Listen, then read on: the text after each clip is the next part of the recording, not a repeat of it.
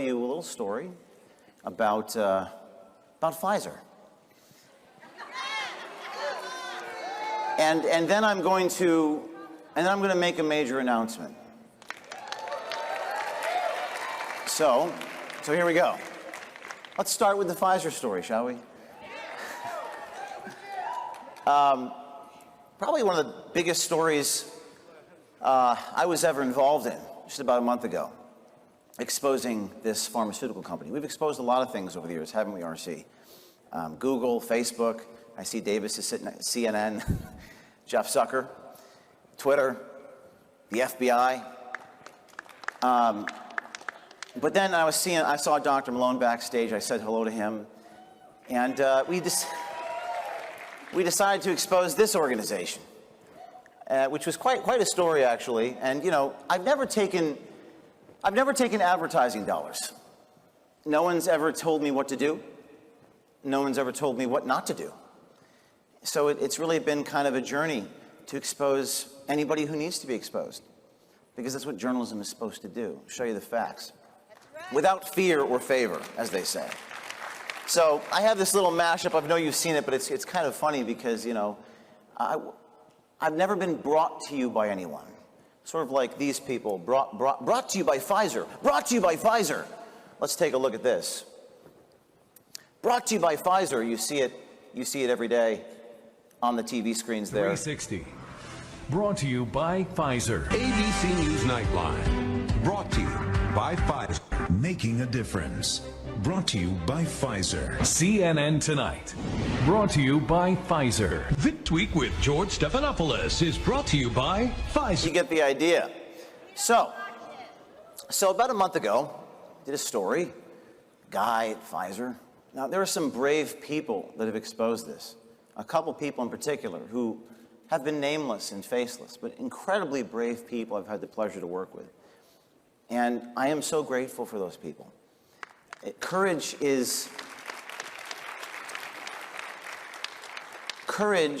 was it Chesterton who wrote, courage is the virtue that sustains all others. And without that, you really can't do journalism. You really can't do anything important. But this story was significant. It was exposing this guy. There he's sitting there at Pfizer, and he was talking about mutating the virus, talking about how people don't need to know what we're doing there at the company. And it got some 50 million views online, and I decided to have a conversation with him. Now, this is my favorite thing to do, by the way, is to confront the bad guys. I actually love doing that. Remember to catch a predator? So, to catch a pharmaceutical executive.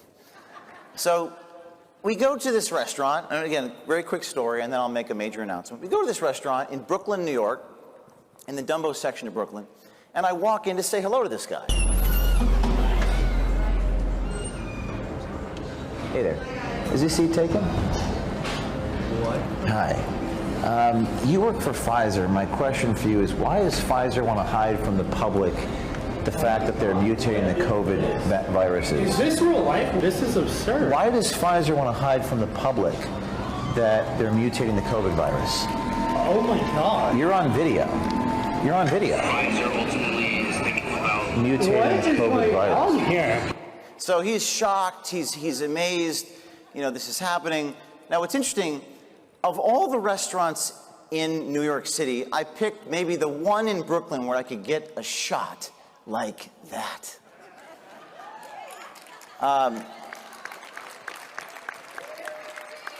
And it is kind of a spiritual war, a fight of good and evil that we're fighting. Right and wrong, good and evil.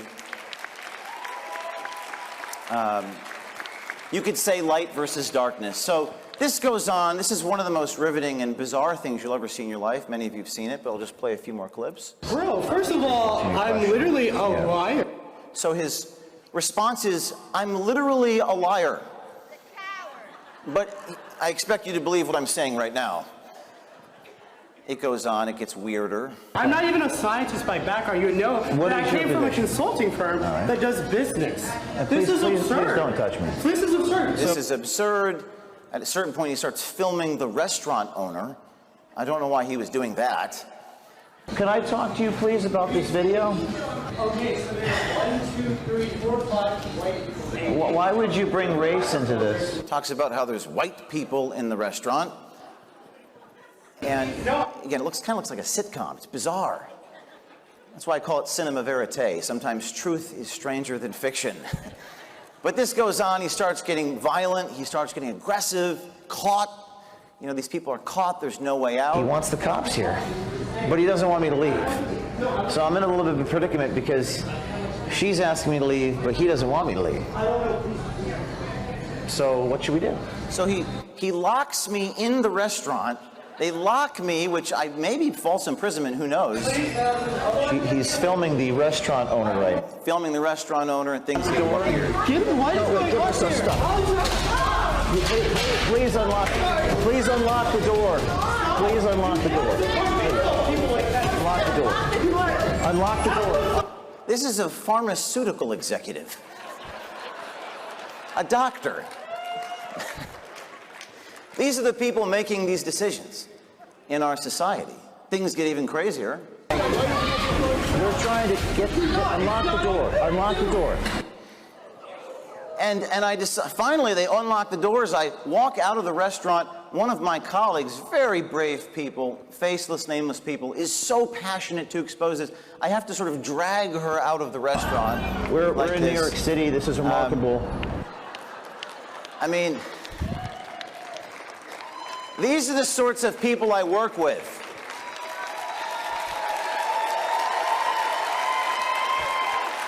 She's like, let me go back in there.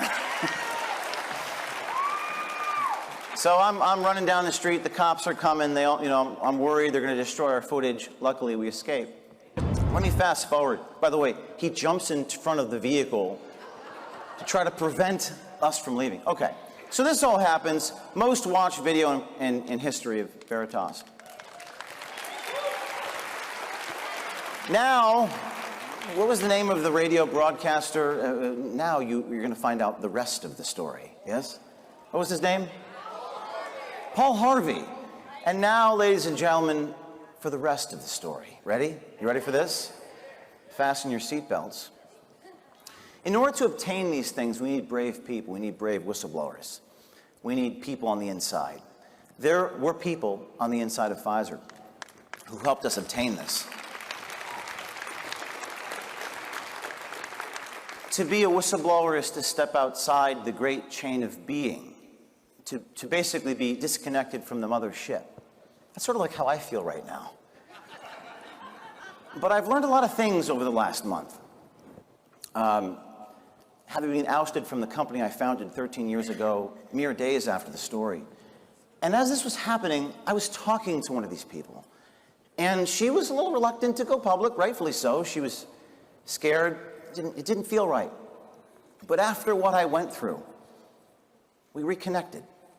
The individual who helped identify this man, who helped bring this to light, the person who worked with Pfizer, who was targeted, who was brought into a room, interrogated, who had a red van go to her home, harass her and her loved ones, who was scared for her life, rightfully so, scared for her life, was so inspired by the series of events that have occurred over the last 3 weeks that she's decided to go public with me on this stage right now.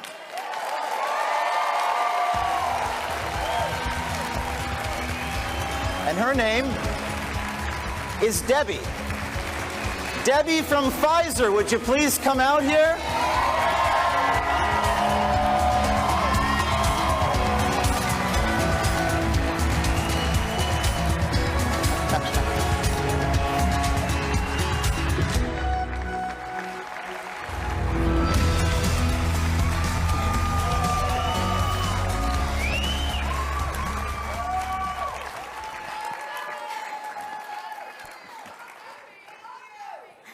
Thank you. I love you guys too. Well, like James said, I was a little reluctant to come at first. I was scared for my life. I was worried that I would end up in a body bag or in a car accident. But I realized that the spirit of fear is not from the Lord.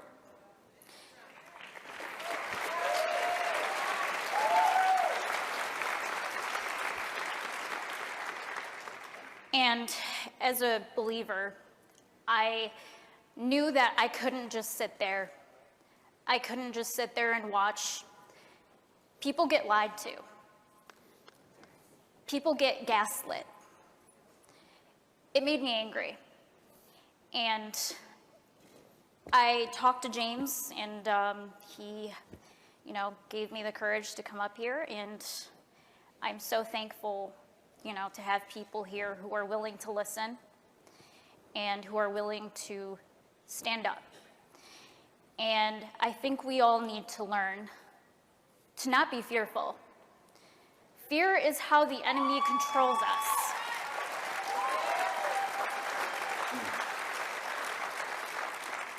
The reason why our country is going the way it's going is because of fear. People are willing to give up their freedom and their liberty to feel safe. We can't do that. Freedom is not free.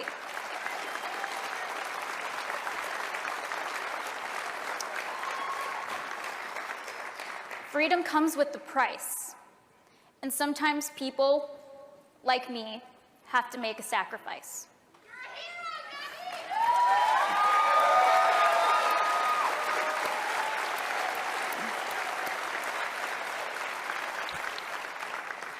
I just want to tell all the people here in this room who are employed, if you guys work for big tech, media, a government agency, it's your responsibility to stand up. Do not let these people keep getting away with this.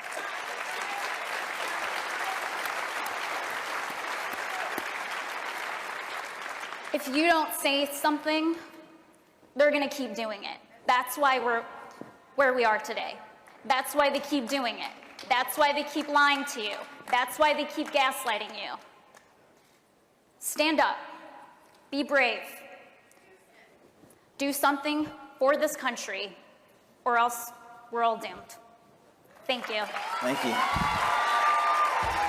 I will tell you all that I'm not stopping. We're not giving up. O'Keefe tips at protonmail.com. And stay tuned.